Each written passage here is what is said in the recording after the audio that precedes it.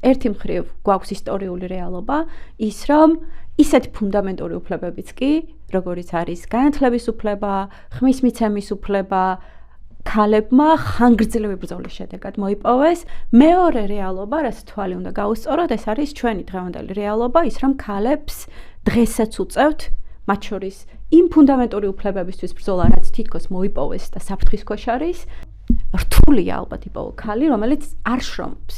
ქალები არიან მიგრაციაში, მიგრანტების უმეტესობა ქალები არიან, ხო, რომლებიც მძიმე შრომაში არიან ჩართული. ქალები არიან ყველაზე მოწყვლად არაფორმალურ სექტორშიც, ქალები არიან შინ შრომაშიც, სრულ განაკვეთზე თითქმის, მაგრამ ამის მიუხედავად თუ ოფიციალურად შევხედავთ ჩვენს მონაცემებს, სტატისტიკას, ქალების 55% ითვლება, რომ არ მუშაობს, ფორმალურად არ მუშაობს და არც ეძებს სამუშაოს. საპენსიო დანაზოგზე აისახება, იმიტომ რომ ითვლება, რომ ისინი არიან უმუშევრები, მაგრამ ქალები თან მუდამ შრომაში არიან.